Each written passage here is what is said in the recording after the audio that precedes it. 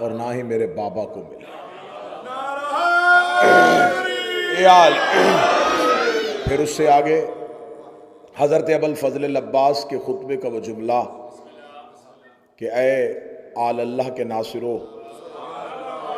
اے اللہ کے چنے ہوئے لوگوں، تمہیں خدا نے چن لیا تھا اور تم اللہ کی مخلوق کا خلاصہ ہو اور خدا کی مخلوق کا جوہر ہو، تو یہ تمام اوصاف اور فضائل صرف اور صرف ہمیں اصحاب حسین میں نظر آئے۔ آج کی گفتگو کا وعدہ تھا کہ ہم اصحاب کی بات کر رہے ہیں تو لشکر کا ہمیشہ چہرہ لشکر کا سالار ہوتا ہے۔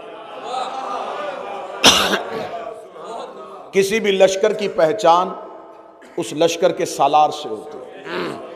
جب بھی کوئی میدان جنگ میں اترے تو یہ دیکھا جاتا ہے کہ کون لے کے آ رہا ہے۔ مولا امیر المومنین اپنی ساری زندگی میں ناز کرتے رہے مال کے اشتر پہ، اور مولا علی کا یہ جملہ کتنا وزنی جملہ ہے اپنے ایک صحابی کی شان کے لیے۔ علی فرماتے ہیں مالک کو مجھ سے وہی نسبت ہے جو مجھے پیغمبر کے ساتھ۔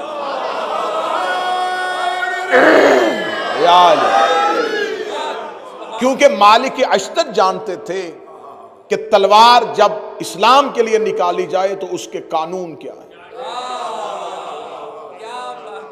شاید میں نے اپنی پہلی مجلس میں گزارش کی تھی کہ جنگ اور ہے اور جہاد اور ہے۔ جنگ اور جہاد میں وہی فرق ہے جو فاقے اور روزے میں ہوتا ہے۔ فاقہ بھوک سے کیا جاتا ہے، روزہ اسلام کے لیے رکھا جاتا ہے۔ جنگ جذبات سے کی جاتی ہے، جہاد اطاعت حجت میں کیا جاتا ہے۔ اور جس مال کی اشتر کے لیے امیر المومنین نے یہ جملہ کہا، وہ مال کی اشتر کتنا اطاعت حجت میں تھا کہ جنگ صفین میں حاکم شام کو بالکل اپنی تلوار کے قبضے میں رکھے ہوئے تھا، یا کان میں آواز پڑی کہ علی نے جنگ بند کر دی۔ مال کی اشتر نے وہیں سے تلوار نیام میں واپس رکھی۔ جب کسی نے پوچھ لیا تھا کہ مالک کیوں نہیں قتل کیا، فرمایا کیا کروں، میں نے علی کی اطاعت میں نکالی تھی۔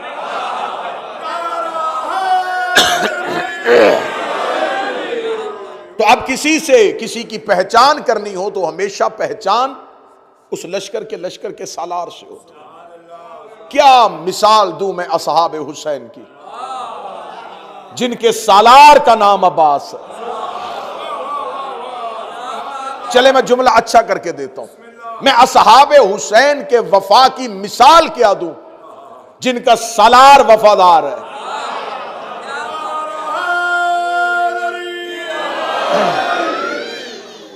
حضرت ابوالفضل العباس میں وہ کون سے اسرار پوشیدہ تھے، وہ کون سے راز پوشیدہ تھے کہ آل محمد حضرت ابوالفضل العباس کی عزت و تکریم جو کرتے تھے، وہ کون سے راز پوشیدہ تھے۔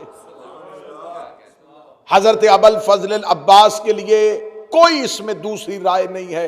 تمام شیعہ مورخین نے لکھا کہ حضرت عباس کے لیے علی نے دعا مانگی تھی، مولا علی نے اللہ سے دعا مانگی تھی، اور دعا ہمیشہ حجت اپنے ناصر کے لیے مانگتی۔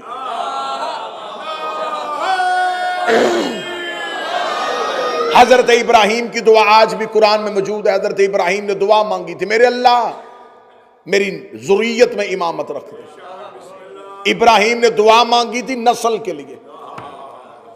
موسیٰ نے دعا مانگی تھی، میرے اللہ میرے بھائی ہارون کو میرا وزیر بنا دے۔ موسیٰ کی دعا قرآن میں، خود مصطفیٰ کی دعا قرآن میں موجود ہے۔ رسالت مآب نے دعا مانگی تھی، میرے اللہ مجھے اپنے ہاتھ سے سلطان نصیر عطا فرما۔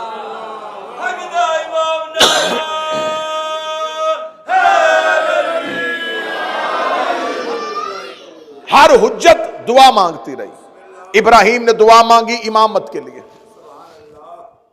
موسیٰ نے دعا مانگی ہارون کے لیے، پیغمبر نے دعا مانگی علی کے لیے، کیونکہ جب ابراہیم دعا مانگ رہے تھے تب نسل میں امامت نہیں تھی۔ گفتگو شروع ہو چکی جناب۔ جب حضرت ابراہیم نے دعا مانگی اس وقت حضرت ابراہیم کی نسل میں امامت نہیں تھی۔ جب موسیٰ نے دعا مانگی اس وقت ہارون وزیر نہیں تھے۔ جب نبی نے دعا مانگی نبی کے پاس کوئی اپنی رسالت کا گواہ اور مددگار نہیں تھا۔ جب علی دعا مانگ رہے حسن اور حسین ہیں۔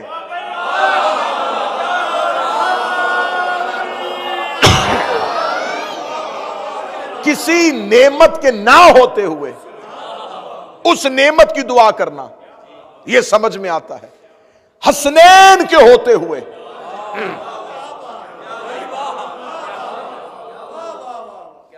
چلے میں جملہ پھر کہہ رہا ہوں، مصطفیٰ کے بیٹوں کے ہوتے ہوئے علی اللہ سے بیٹا مانگ رہا ہے۔ یا علی، جب حسنین موجود تھے تو پھر آپ نے اللہ سے دعاؤں میں عباس کیوں مانگا؟ فرمایا میں علی زمانے کو بتانا چاہتا ہوں عباس علی کو بھی مانگنے سے ملتا ہے۔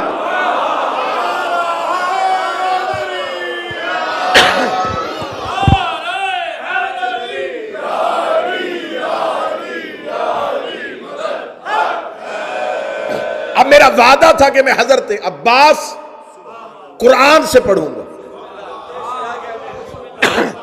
بہت سی ایسی قرآن میں آیات ہیں جن کا مصداق صرف اس دور میں نہیں ہوتا، آنے والے دور میں بھی ہوتا۔ بڑی آیات قرآن میں ایسی ہیں جن کا مصداق اگر اس دور میں نہیں تھا تو وہ آنے والے دور میں تھا۔ جیسا کہ میں نے اپنی پہلی تقریر میں کہا تھا کہ خدا جب کافروں سے خطاب کرتا ہے تو صرف اس دور کے کافروں سے نہیں کرتا، اور جب مومنوں سے کرتا ہے تو صرف اس دور کے مومنوں سے نہیں کرتا، ہر دور کے مومنوں سے کرتا ہے۔ اب بہت سی آیات ایسی ہیں جو قرآن میں آئی پہلے تھی، مصداق ان کا بعد میں آیا۔ اب آئیے حضرت عباس قرآن سے شروع کرتے ہیں۔ ایک نبی گزرا ہے جس کا نام ہے شموئیل۔ یہ اللہ کا نبی تھا، بوڑھے ہو چکے تھے۔ اس دور کا کافروں کا بادشاہ جالوت تھا۔ قوم نے آ کے اللہ کے نبی جناب شموئیل سے کہا کہ آپ ہمارے لیے کوئی بادشاہ مقرر کریں۔ نبی آپ ہیں لیکن کوئی ہمارے لیے بادشاہ بنائے۔ اللہ کے نبی نے اللہ سے دعا مانگی، میرے اللہ میں بوڑھا ہو چکا ہوں، میں میدان جنگ میں جا کے لڑ نہیں سکتا۔ یہ قرآن میں پوری کی پوری کہانی موجود ہے۔ میرے اللہ مجھے، میری قوم ایک بادشاہ چاہتی ہے جو کفار سے لڑے، میں کسے اپنا بادشاہ بناؤں، کس کو اپنے لشکر کا سالار بناؤں؟ خدا کی آواز آئی تم اپنا لشکر بناؤ، بادشاہ ہم چنیں گے۔ نبی موجود تھا لیکن بادشاہ اللہ نے چنا۔ بادشاہ اسے کہتے ہیں جسے حکومت دینی ہو۔ اللہ نے نبی کے ہوتے ہوئے اس دور کے مسلمانوں کا حکمران خود چنا تھا۔ آج مسلمان کہتے جی آل محمد اہل بیت علیہم السلام شریعت کے وارث تھے، لیکن جن کے پاس حکومت آئی تھی انہوں نے حکومت بڑی اچھی چلائی تھی۔ محمد کے بعد حاکم بھی کسی نے بنانا ہو تو وہ بھی اپنی مرضی سے نہیں بنتا، اللہ کی مرضی سے بنتا۔ اب آئیے قرآن سے سنیے گا، خدا نے کہا کہ ہم تمہارے لیے بادشاہ مقرر کریں گے۔ میرے اللہ کسے بادشاہ بنائے گا؟ خدا نے قرآن میں کہا ان اللہ اصطفیٰ علیکم بسطاً زیادت فی العلم والجسم، بے شک اللہ نے چن لیا ہے تیری قوم کے لیے ایک ایسا بادشاہ جو جسم اور علم میں قوی ہے۔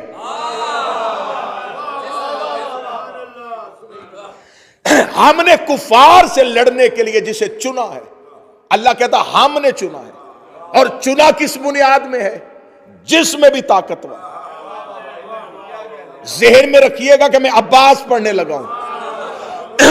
ہم نے جسے چنا ہے وہ جسم میں بھی قوی ہے، علم میں بھی قوی ہے۔ میرے اللہ کون ہے؟ فرمایا طالوت۔ اللہ نے بتا دیا کہ اس کی خصوصیت یہ ہے وہ جسم میں بھی طاقتور ہے، علم میں بھی تھا۔ اور یہ دنیا کا قانون ہے، جو زیادہ علم والا ہو وہ بہادر نہیں ہوتا،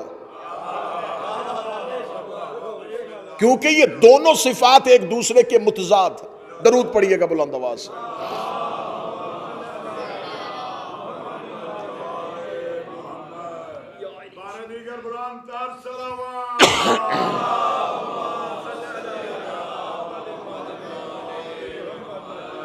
متوجہ بات کی جانا، خدا نے کہا جسے ہم چنیں گے وہ جسم میں بھی، بڑی گفتگو بڑے محتاط ہو کے سنیں، جسم میں بھی طاقتور، علم میں بھی طاقتور۔ کون؟ طالوت۔ اس دور میں ایک تابوت ہے جسے تابوت سکینہ کہا جاتا ہے، حضرت موسیٰ کے دور کا وہ تابوت تھا۔ دیوبندیوں نے بھی اپنی تفسیر میں اس تابوت کا ذکر کیا ہے کہ اس کے اندر تبرکات تھے، اور انہوں نے جو تبرکات لکھے ہیں وہ تفاسیر میں واضح طور پر لکھے ہیں۔ وہ جو تابوت سکینہ تھا وہ خود بھی تبرک تھا اور اس کے اندر بھی تبرکات تھے، خود بھی تبرک تھا، اس کے اندر بھی تبرکات تھے۔ اور دیوبندیوں نے بھی اپنی تفسیر میں لکھا ہے کہ جو تابوت سکینہ کے اندر تبرکات تھے وہ تبرکات کیا تھے؟ انہوں نے کہا اس کے اندر لوہے تھی، پتھر کی تختیاں تھی جن پہ تورات لکھی ہوئی تھی جو عرش سے آیا کرتی تھی۔ اگلی انہوں نے لکھا کہ اس میں حضرت موسیٰ کا پیرہن تھا، حضرت موسیٰ کا کرتا تھا، حضرت موسیٰ کی نالین تھی، حضرت موسیٰ کا عصا تھا۔ نبی کی نالین اور نبی کا کرتا تبرک تھا۔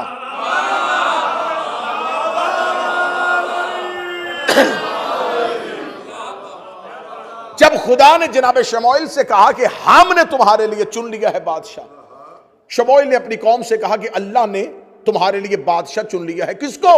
طالوت کو۔ قوم نے کہا طالوت وہ غریب شخص وہ ہمارا بادشاہ بنے گا؟ نہ یہ فیصلہ اللہ کا نہیں، اللہ ایسے کو کیسے چن سکتا؟ فرمائے طالوت کا نام اللہ نے لیا ہے اور اللہ نے اس کی خصوصیت بھی بتائی ہے، اس لیے اسے چنا ہے کہ وہ علم میں بھی طاقتور ہے، جسم میں بھی طاقتور ہے۔ یقین کیجئے گا قرآن کی تفاسیر ممبر پہ لانے کے لیے تیار قوم نے انکار کیا، انہوں نے کہا ہم طالوت کی اطاعت نہیں کریں گے، ہم طالوت کے پیچھے نہیں چلیں گے۔ جناب شموئیل نبی نے کہا میرے اللہ تو نے وہی مجھ پہ کی ہے، تیرا مشورہ مجھ سے ہے، قوم میری بات نہیں مان رہی، قوم کہتی یہ اللہ کا فیصلہ نہیں ہے۔ خدا نے کہا ہم تیرے لیے آسانی کرتے ہیں۔ ان سے کہا وہ جو تابوت سکینہ جو ہم نے چھپا لیا تھا فرشتے کاندھے پہ اٹھا کے جس کے دروازے پہ لے آئے وہ اللہ کا بنایا ہوا۔ قرآن میں یہ جملہ نہ ہو، قرآن ممبر پہ ہے، قرآن ممبر پہ ہے۔ خدا نے کہا میں تمہیں بتا دیتا ہوں کہ میرا بنایا ہوا کون ہے۔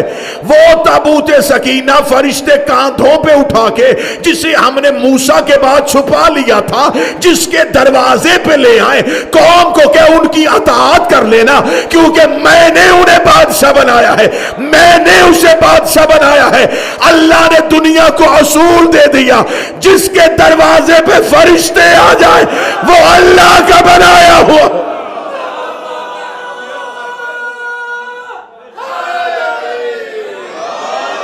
جس کے دروازے پہ فرشتے آئے۔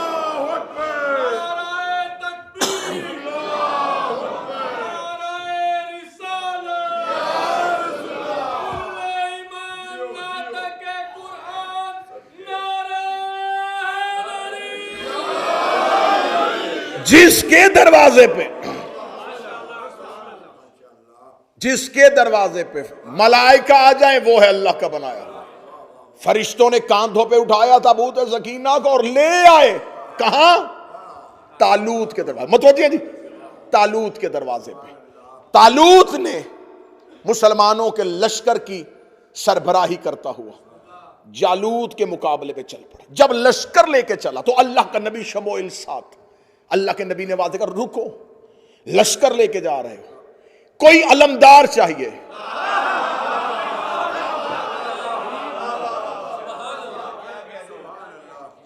پوری کی پوری کہانی قرآن میں موجود ہے، اور یہ بات ذہن میں رکھ کے سنیے گا کہ میں نے کہا کہ بہت سی آیتیں ہوتی ہیں اترتی کہیں ہیں، مصداق کہیں اور ہوتا ہے۔ خدا نے کہا، جناب شموئیل نبی نے کہا لشکر لے کے جا رہا، طالوت تو اس لشکر کا ہے بادشاہ، میں ہوں نبی، نبی کے ہوتے ہوئے، بادشاہ کے ہوتے ہوئے ایک علمدار چاہیے۔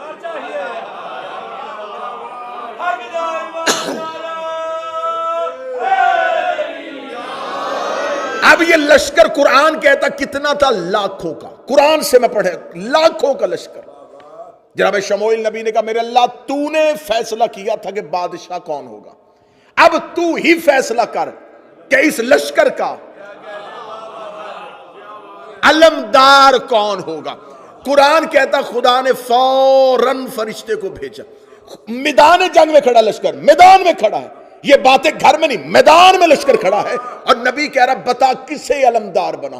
خدا کہتا ابھی اس تابوت سکینہ کو کھول، اس میں ہے موسیٰ کی ذرہ، جس کے بدن پہ پوری آ جائے۔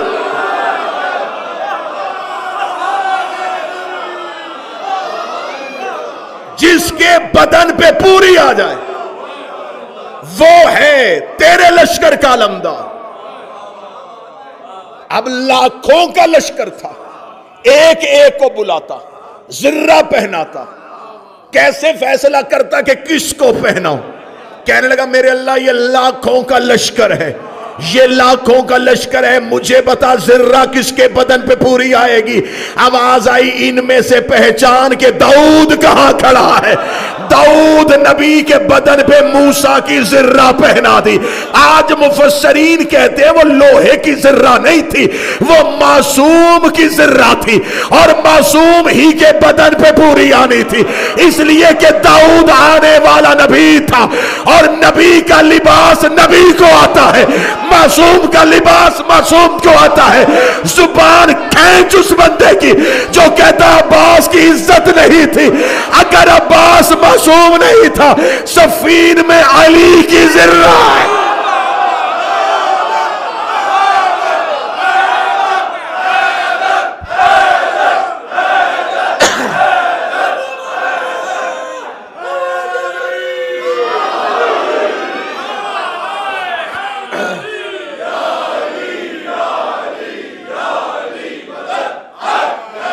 صفین میں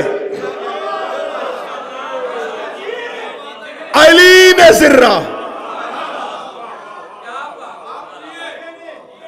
حضرت عباس کو پہنائی تھی۔ یہاں کس نے پہنی؟ داؤد نے۔ اور اگلا جملہ بھی سن لینا اگر ذہن بیدار ہیں، جناب امیر المومنین جب علی نے صفین کے میدان میں حضرت عباس کو اپنی ذرہ پہنائی تھی تو سامنے کھڑے ہوئے ایک صحابی نے کہا تھا یا علی عباس کے بدن پہ ذرہ پوری نہیں آئی، ایک بالشت لمبی ہے، ایک بالشت لمبی ہے۔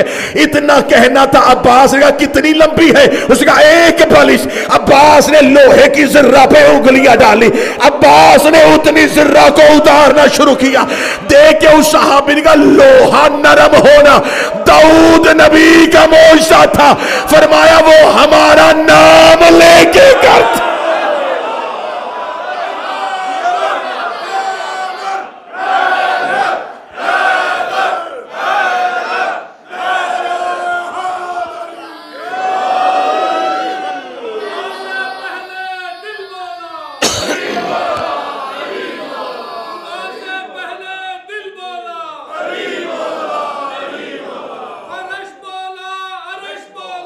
علی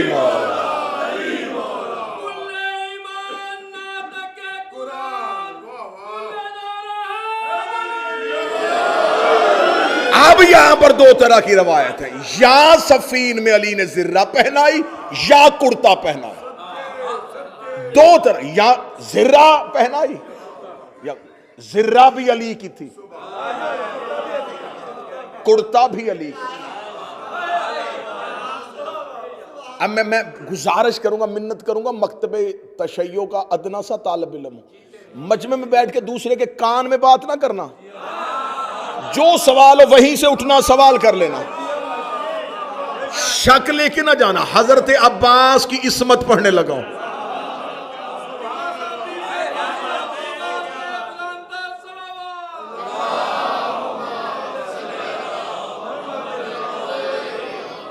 اب یہاں تک جملے وہ تھے جو برداشت آسانی سے ہو جانے تھے۔ اب آپ کی مجھے تائید بھی چاہیے، ایک عالم دین مجلس میں موجود بھی اور قرآن بھی آج منبر پہ ہے۔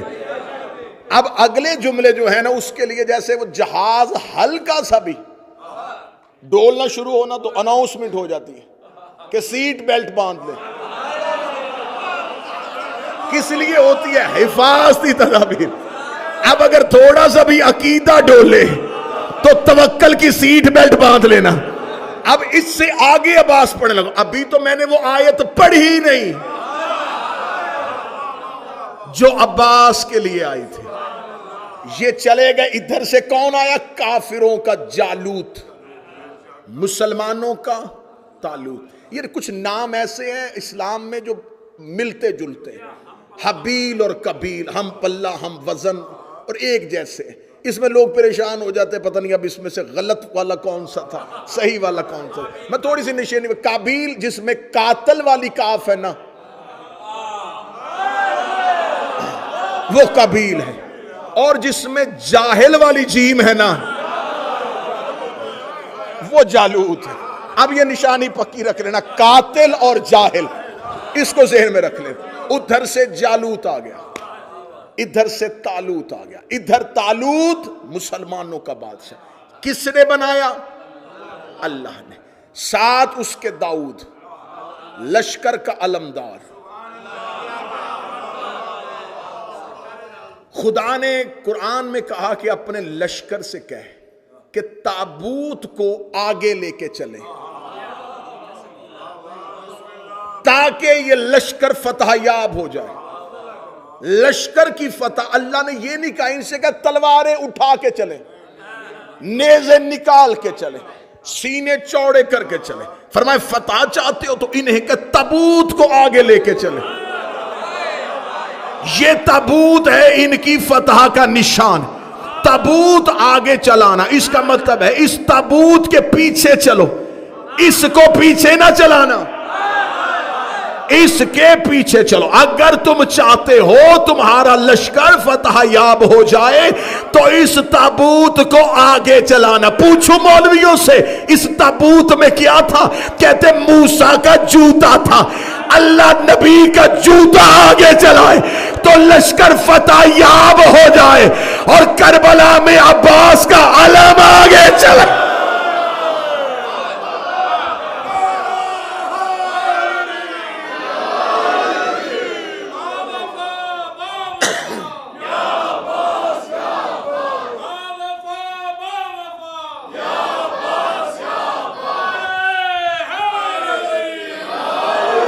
اب میرا سوال ہے، فتح تو اللہ دیتا ہے، دیتا اللہ ہے، تابوت وسیلہ ہے. کس چیز کا بنا ہوگا؟ لکڑی کا بنا تھا نا. اور کہتے ہیں کہ وہی تابوت ہے جس میں موسیٰ کی ماں نے موسیٰ کو رکھ کے بہایا تھا. یہ وہی تابوت ہے جسے اللہ نے عزت کی علامت بنایا، فرشتوں کے ذریعے پہنچایا، اور اسی تابوت کی وجہ سے طالوت کے لشکر کو فتح دی تھی. کہتے ہیں اس تابوت کی عزت یہ تھی، اس پہ رکھ کے نبی موسیٰ کی ماں نے موسیٰ کو نیل کی لہروں کے حوالے کیا تھا. اس کا مطلب اس لکڑی کے صندوق کی عزت نہیں ہے، عزت تھی کہ اس نے نبی کو بچایا تھا، اس نے نبی کو بچایا تھا. جو لکڑی کا صندوق نبی کو بچا لے وہ مشکل کشا ہو سکتا ہے، اور جو ابو طالب محمد کا بچا.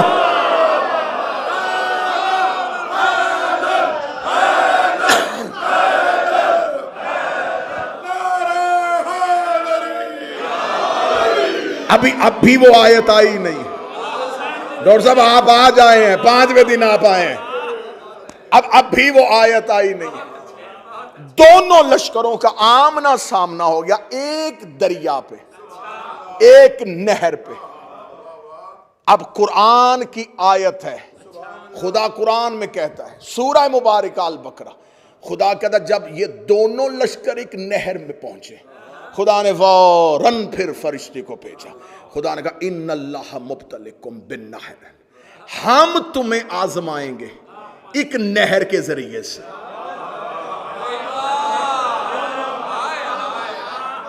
اب میری مجبوری ہے کہ مجھے سینے کا زور میرا نہیں لگ رہا بیماری کی وجہ سے، لیکن میں کوشش کر رہا ہوں کہ میں آپ تک ویسے پہنچاؤں عباس جیسے حق بنتا ہے. یقین کریں میرا بدن تڑپ رہا ہے کہ مجھے ویسے عباس پڑھنا چاہیے.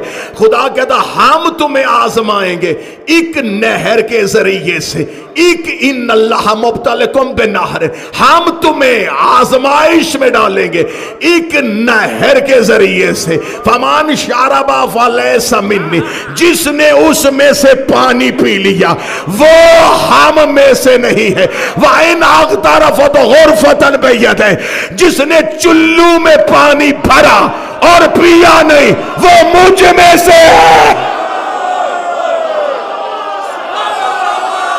کہاں چلے گئے جو آواز سننے آئے تھے؟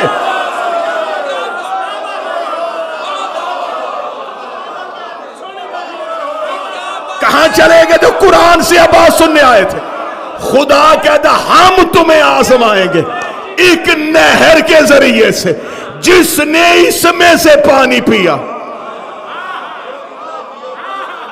وہ مجھ میں سے نہیں۔ اور آگے خدا کہتا جس نے چلو میں پانی لیا اور دریا پہ مارا اور پھر بھی نہ پیا وہ مجھ میں سے ہے، وہ مجھ میں سے ہے۔ عقیدہ گھر جا کے چیک کر لینا، جو اس میں سے ہو وہ غیر معصوم نہیں ہوتا۔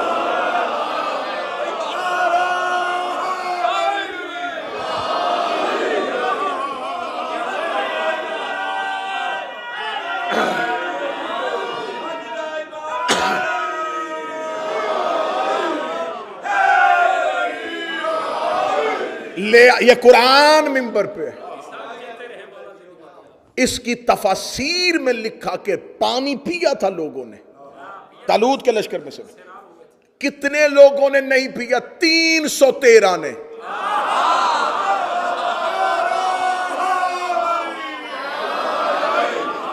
313 کے علاوہ سب نے پیا۔ لکھنے تفاسیر نے یہ لکھا کہ کنہوں نے پیا، ایک تفسیر میں مجھے نہیں ملا، 18 تفاسیر میں نے پڑھی، ایک میں نے لکھا کہ چلو میں پانی کس نے لیا تھا۔ اللہ نے آیت بھیج دی، مصداق اس دور میں نہیں ملا، آیت وہیں کی وہیں کھڑی رہ گئی کہ کون بنے گا اس آیت کا مصداق، کون بنے گا اس آیت کا مصداق۔ 10 محرم کو غازی نے فرات میں گھوڑے کو ڈالا، عباس نے چلو میں پانی لیا، فرات کے منہ پہ مارا، عباس پانی پینے نہیں گیا تھا، قرآن کی آیت بتانے گیا۔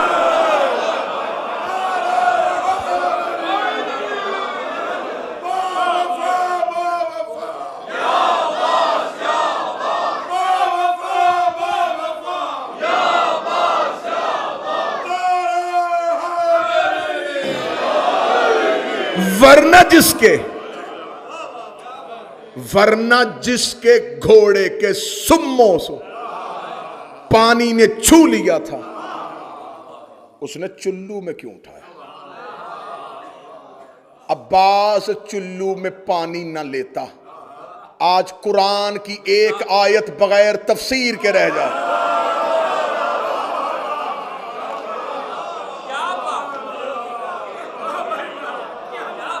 جیسے خدا نے مبالے میں کہا تھا ہم بھیجیں گے سچوں کو اور لعنت بھی بھیجیں گے، جب اللہ کو پتا تھا کہ نجران کے عیسائیوں نے مباہلہ کرنا ہی نہیں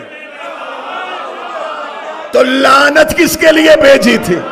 چل ہمیں نہیں پتا تھا کہ شاید یہ واپس چلے جائیں گے، میرے اللہ تو جانتا تھا، تو نے لعنت کیوں بھیجی ہے؟ فرمایا ان کے لیے کب بھیجی تھی؟ لعنت وہی کھڑی تھی، لعنت انتظار کر رہی تھی کوئی ان کے مقابلے پہ آئے، کوئی ان کے مقابلے پہ آئے۔ نجران کے عیسائی لعنت کو نہیں لے کے گئے، لعنت وہیں کی وہیں رک گئی۔ مجھے قرآن کی بائے بسم اللہ سے لے کے سینے والناس تک ایک آیت نہیں ملی، ورنہ قرآن کی آیت ناسخ بھی ہے منسوخ بھی ہے۔ اللہ کو جو حکم دیتا تھا پھر انہیں روک لیتا تھا۔ مجھے کسی آیت میں نہیں ملا کہ خدا نے اس آیت کو واپس پلٹا لیا ہو، لعنت کو رحمت پہ بدل دیا ہو۔ وہ لعنت وہی کی نہیں کھڑی تھی تو پھر وہ لعنت گئی تو گئی کہاں؟ دن لمحوں میں بدلے، لمحے مہینوں میں